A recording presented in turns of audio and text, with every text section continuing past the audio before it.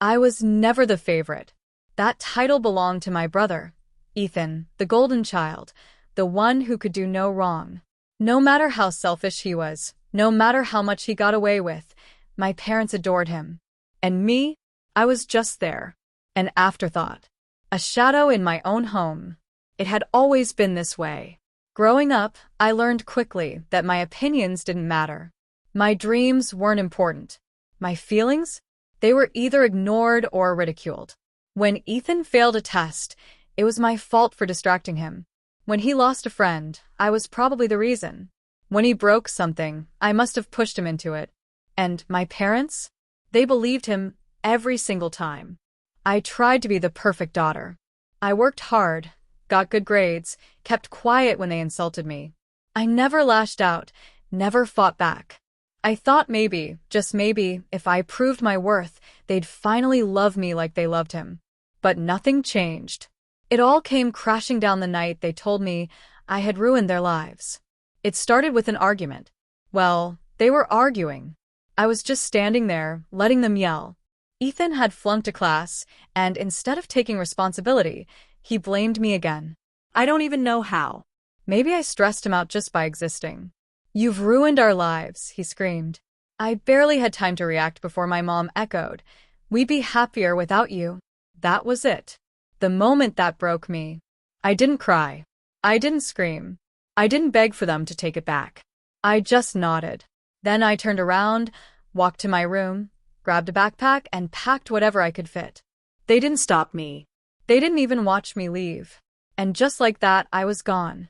I stepped out into the night, the weight of my backpack pressing against my shoulders, but nothing compared to the heaviness in my chest. I walked without a destination, just putting distance between me and the house I had never truly called home. It was cold, I remember that vividly. The air bit at my skin, but I didn't shiver. I was numb. I had always thought that leaving would feel dramatic, like in the movies. Maybe with tears streaming down my face or a last lingering look at the home I was abandoning. But there was none of that. And no one ran after me. No one called my name. No one cared. I didn't know where to go. I had no plan, no safety net. My savings were laughable, just a couple $100s I had secretly stashed away from small tutoring gigs. But I knew one thing for sure, I would never go back. I found a cheap motel for the night, paying for a single room with shaky hands. I stared at the bed but couldn't bring myself to lie down. Instead, I sat at the small desk, the dim yellow light flickering above me, and tried to figure out what to do next. I didn't have a degree. I didn't have connections. I barely had money.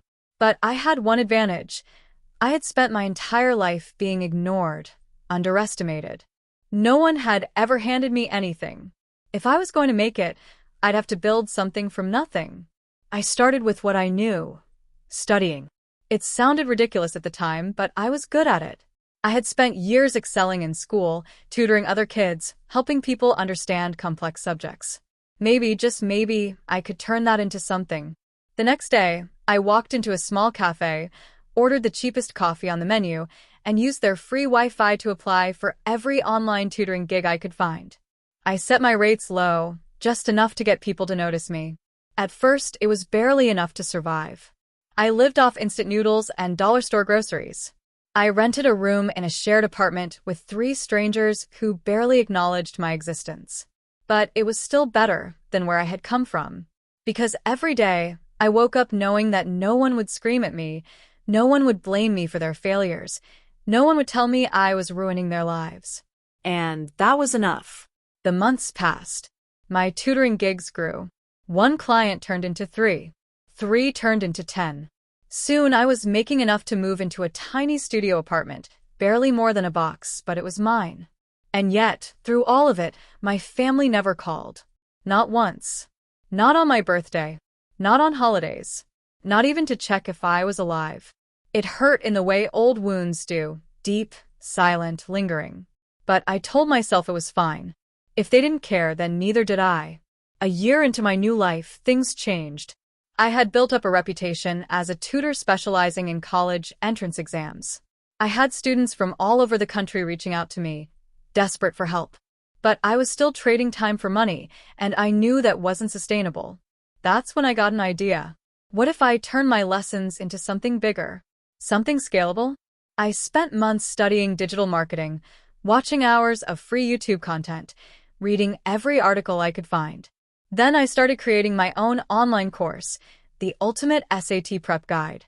It was a risk. I poured every spare dollar I had into designing the course, building a website, running ads. At first, sales trickled in. One here, two there. Then something shifted. Word of mouth spread. Students started raving about my methods, sharing them online. And then, almost overnight, it exploded. I woke up one morning to see that my sales had tripled, then quadrupled. Within a few months, I was making more than I had ever thought possible. I moved into a sleek high-rise apartment, the kind I used to dream about. I traveled, met people who actually respected me, built friendships that weren't based on obligation or blood. I had done it. I had built myself from nothing. And my family? They were nowhere to be found. Not a single message. Not a single call. They didn't care about me. Until this morning. My phone buzzed. I barely glanced at it, but then I saw the notifications.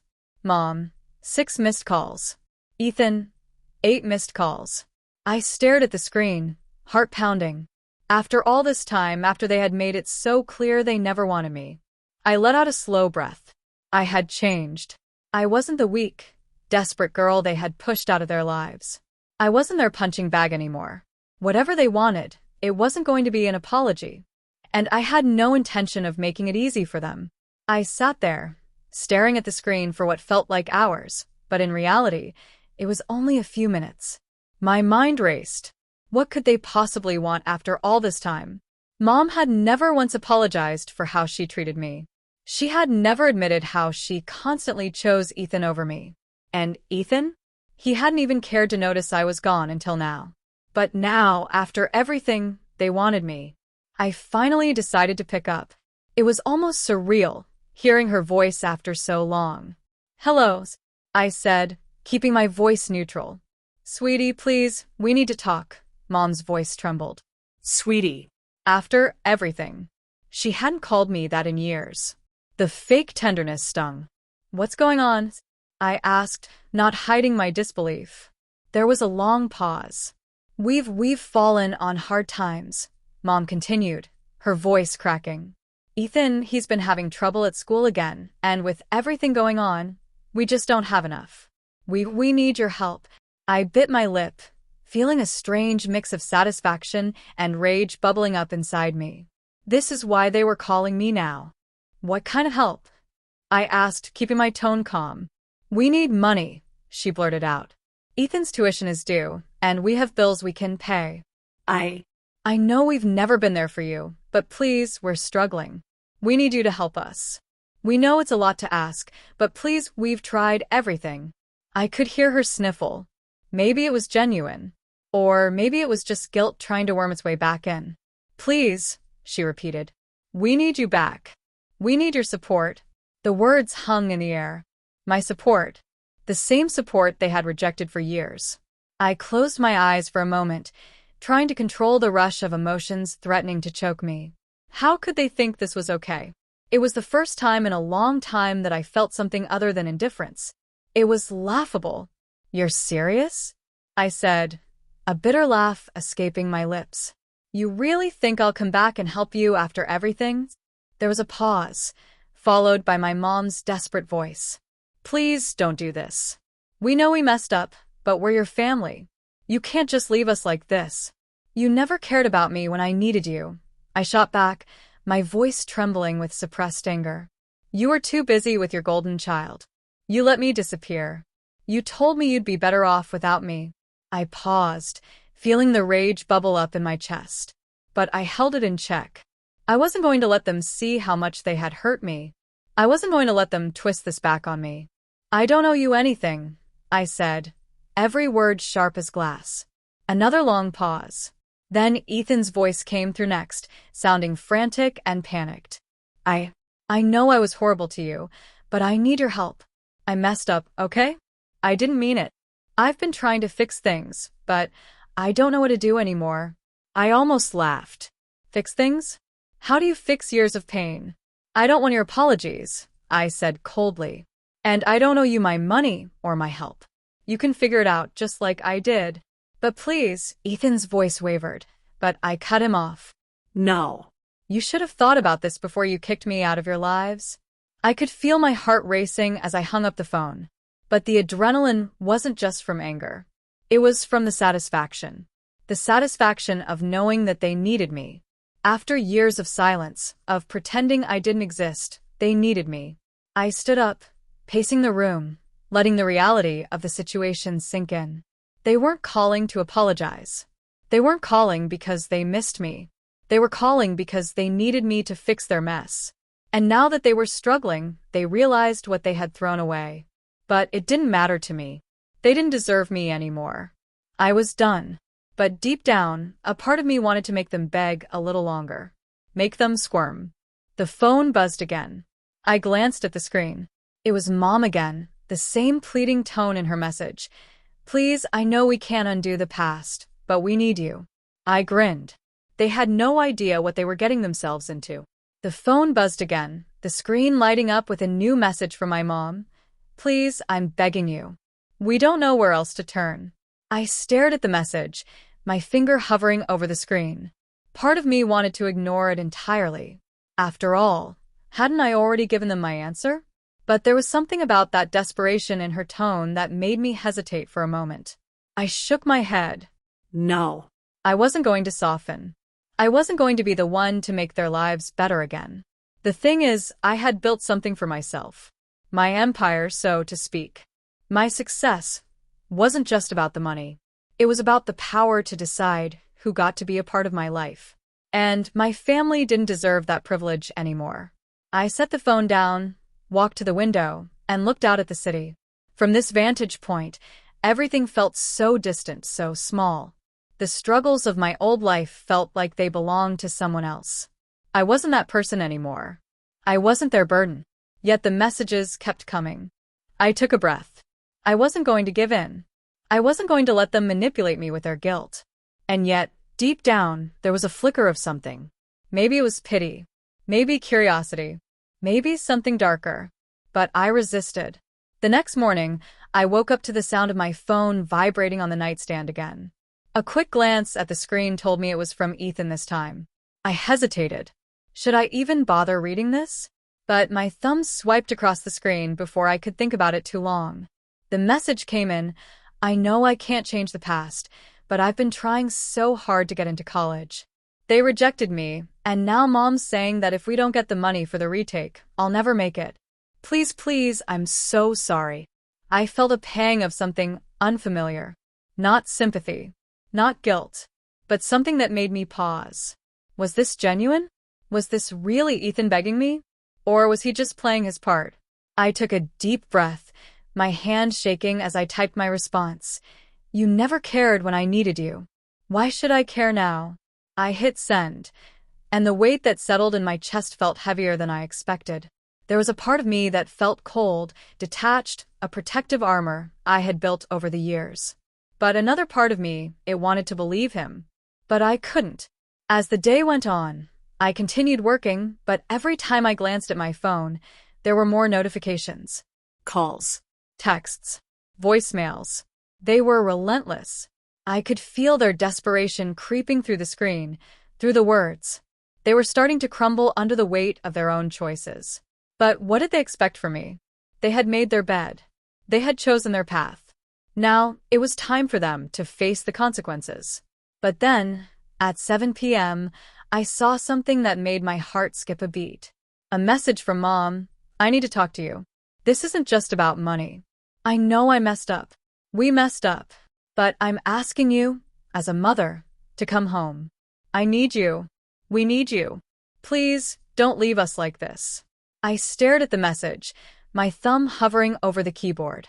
For a second, I actually considered calling her back. Maybe I could hear her out. Maybe I could find some way to make this work. But then I thought of everything they had put me through. The way they had treated me like I didn't matter. I wasn't just going to forget that. I wasn't their savior.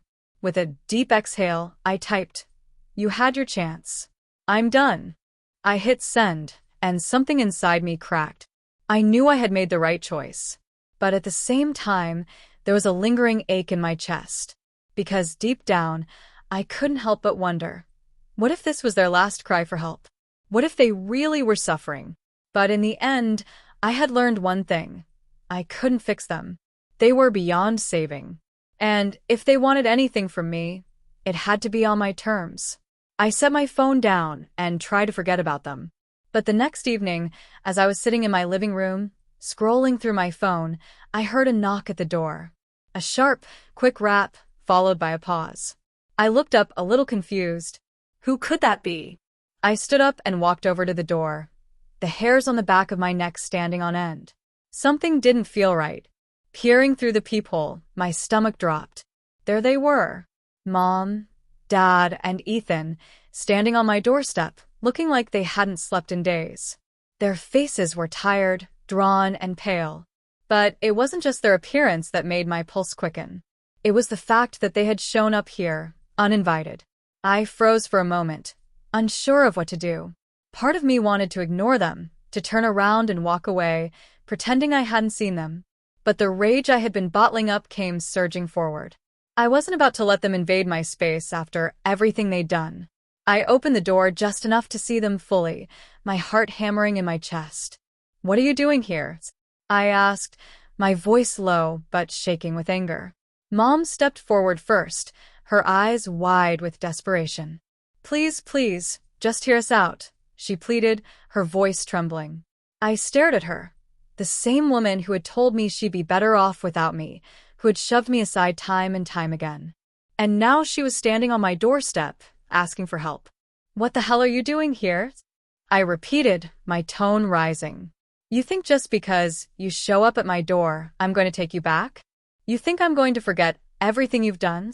Dad shifted uncomfortably behind Mom, but he didn't speak. Ethan stood next to him, his eyes on the ground, avoiding my gaze. "We were sorry," Mom said, her voice breaking. "We've been trying to reach you, but we know we've messed up. It's just so hard, and we don't know what else to do. You're the only one who can help us. The only one who can help you." I felt the anger rise up like a tidal wave. "You didn't need me before. Why now? You had years to fix this," I snapped. Years. "And you never once bothered to reach out, to make things right. Not when it mattered. And now you think you can just show up here and make everything okay?" They were silent for a moment, clearly taken aback by my coldness. Mom's eyes welled with tears, but I couldn't bring myself to care. "We've been struggling," she continued, her voice a desperate whisper. "We don't have money for rent. Ethan's future is slipping away. I don't know what else to do." "Don't tell me you don't know what else to do," I said, my voice shaking with fury. "You had choices. You made choices. And I wasn't part of them. But now that everything's falling apart, suddenly you want me?" Mom took a step forward, her hand outstretched. "Please, just listen." I slammed the door in her face, the sound of it reverberating through the house. The noise echoed in my ears, and for a second, I felt a rush of power. I could finally control this situation.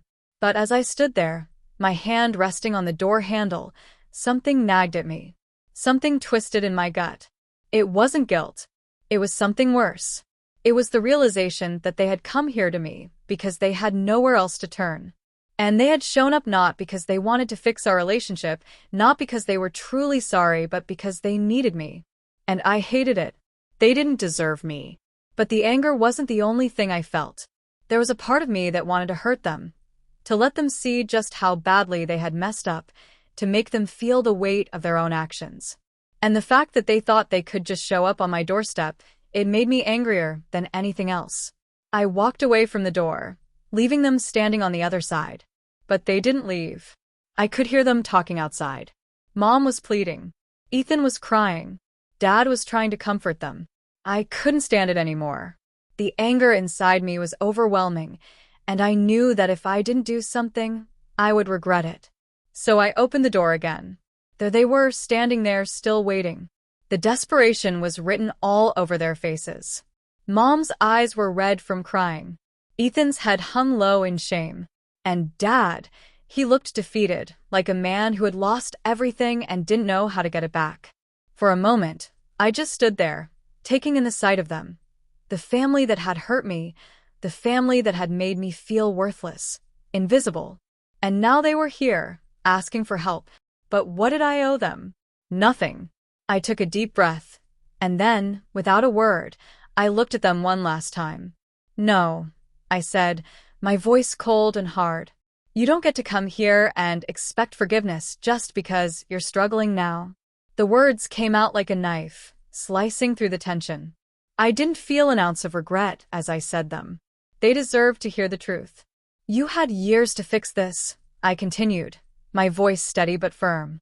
Years to realize what you lost. But you didn't care then. And I'm not going to be your solution now. I saw Mom open her mouth to protest, but I held up my hand, silencing her. I've built my life, my success, from the ground up. And I'm not going to let you destroy it too. You don't get to come into my life and expect everything to magically change because you've hit rock bottom. Their eyes started to well up again, but I couldn't feel anything. No guilt.